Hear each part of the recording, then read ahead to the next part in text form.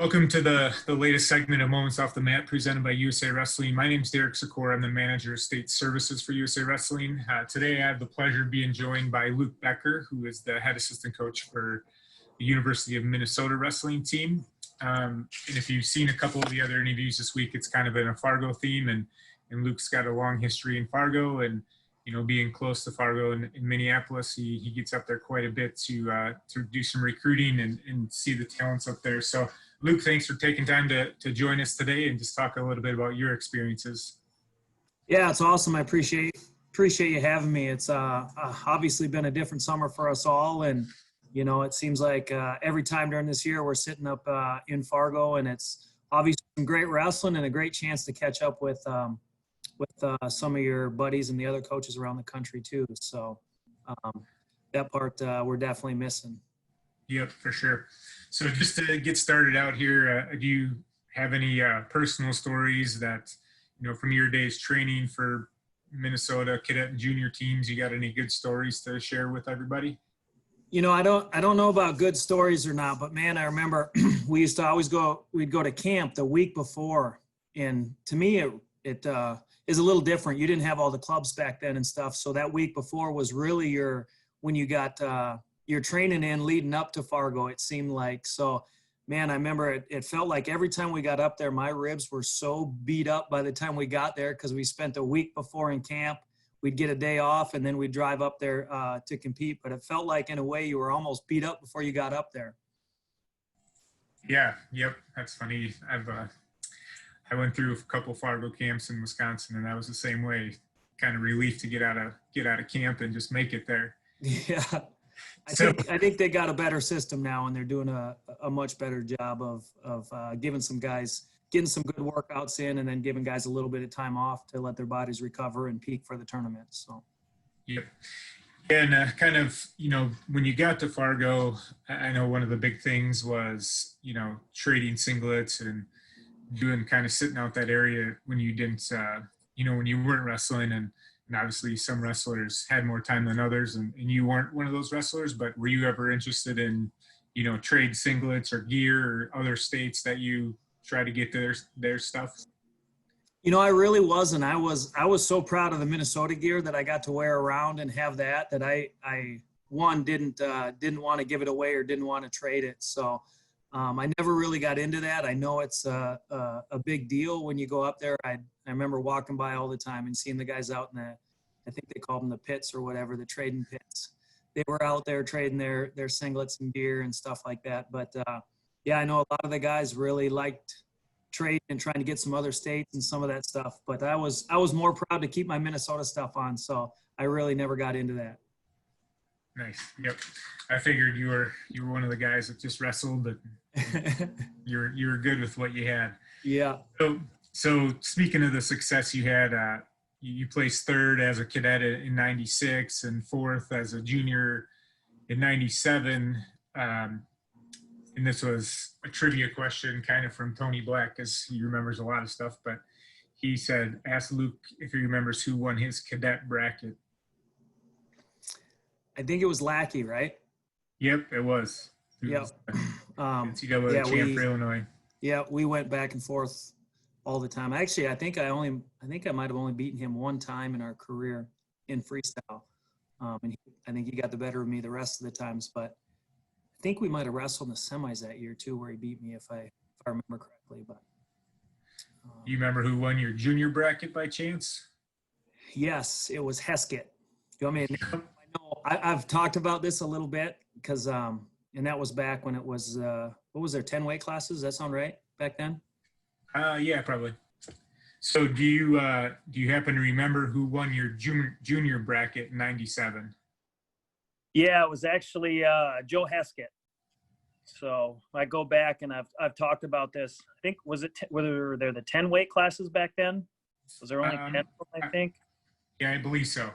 Something like that. Anyway, yeah, and we've gone back, and when I go back and remember and look through my bracket, I think there were 4 NCAA champions in that bracket that year. So it was Heskett won it.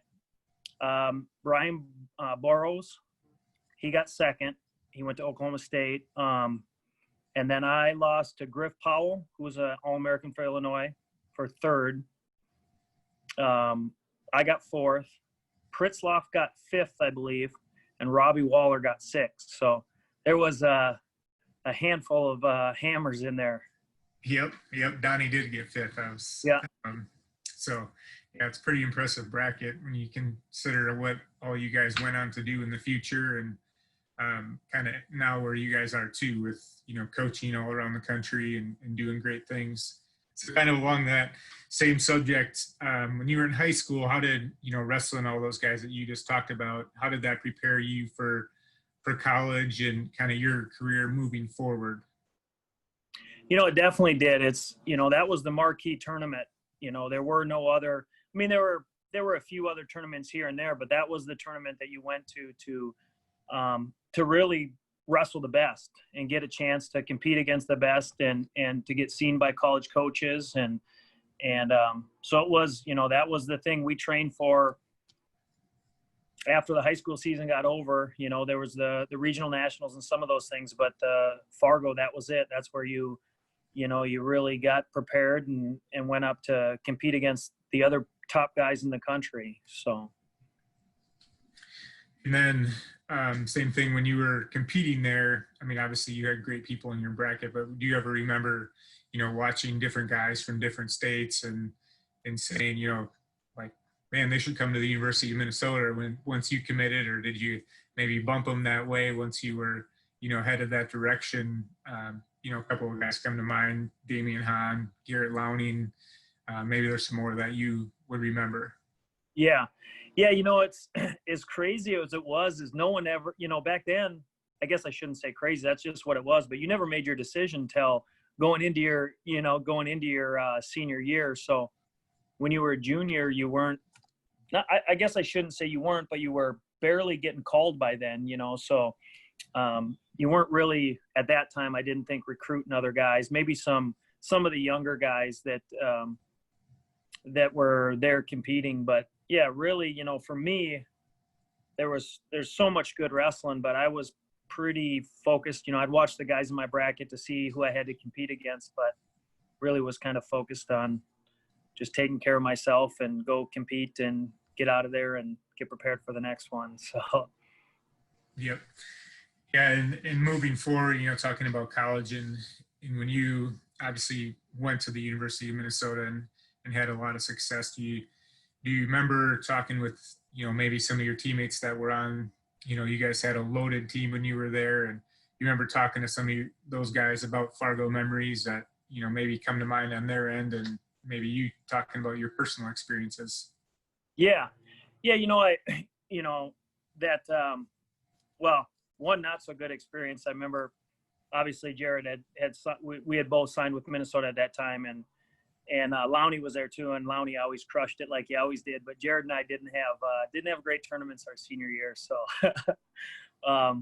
neither of us, I don't think, placed that year. So that's not such a good memory. But I remember, after you see all those guys hanging out with them and getting a chance to see them up there, and we had just an unbelievable recruiting class that year at that time. So getting a chance to hang out with those guys and spend time with those guys, and then seeing some of the younger guys that we knew that talking with Marty and Jay and those guys that they were going to go after, like the Damian Hans and the class below us and some of those guys. And, it's just it's such phenomenal wrestling, such great wrestling up there that the guys, going way back when, just like when you kind of look through my bracket a little bit, the guys who did very well at that tournament usually went on to have successful college careers. That was the marquee tournament that you knew if guys could compete there and do well there, they were going to be good at the next level. Yep. And then, kind of transitioning to, from your competition days to kind of where you are now.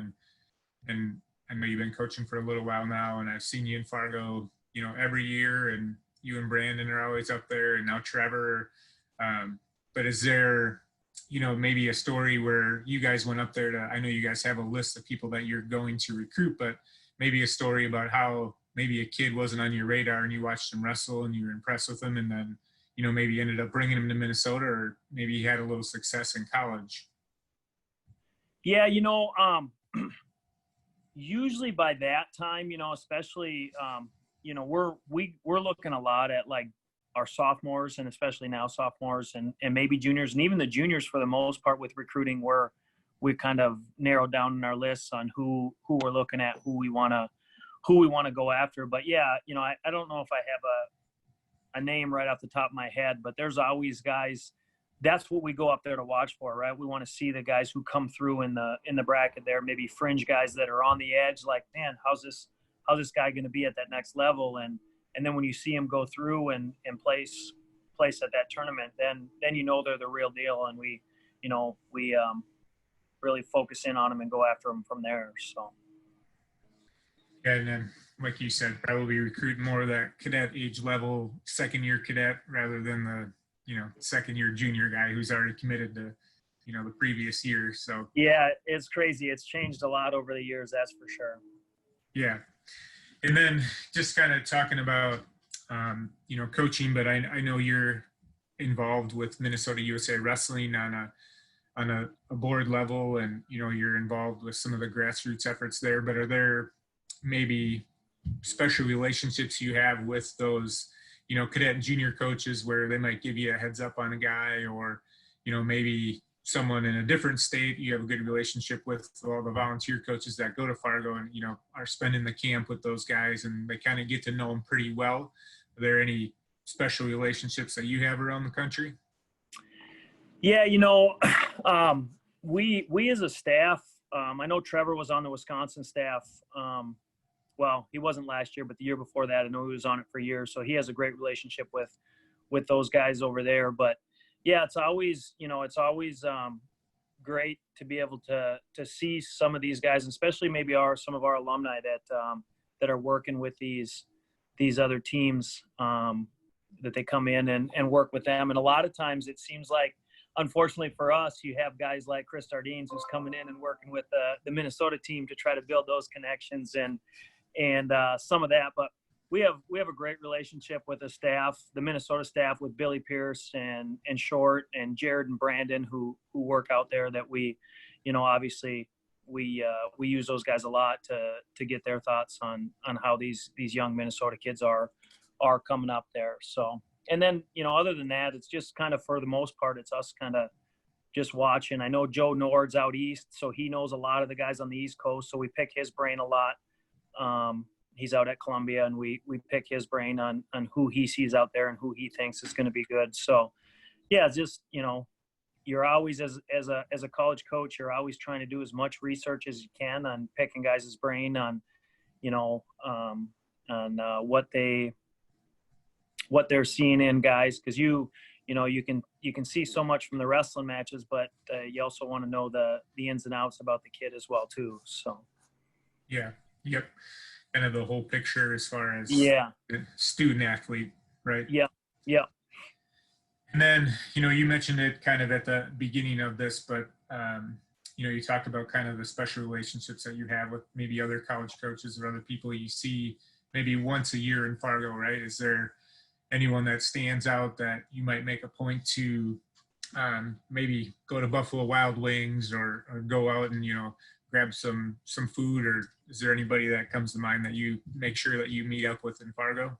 Yeah, obviously there's a ton of Minnesota alumni that are up there, from the guys that I mentioned that are on the coaching staff with Billy Pierce and Will Short, Jared and Paulson and those guys, but then also Joe Nord, Manuel Rivera, those other alumni that are out coaching across the country, that when you get a chance to come back and spend some time with them, it's, there's something special about the bond here at Minnesota that we create here. And when guys leave, obviously any chance we get a chance to get back with them and spend some time. And, I would say on any given night, there's probably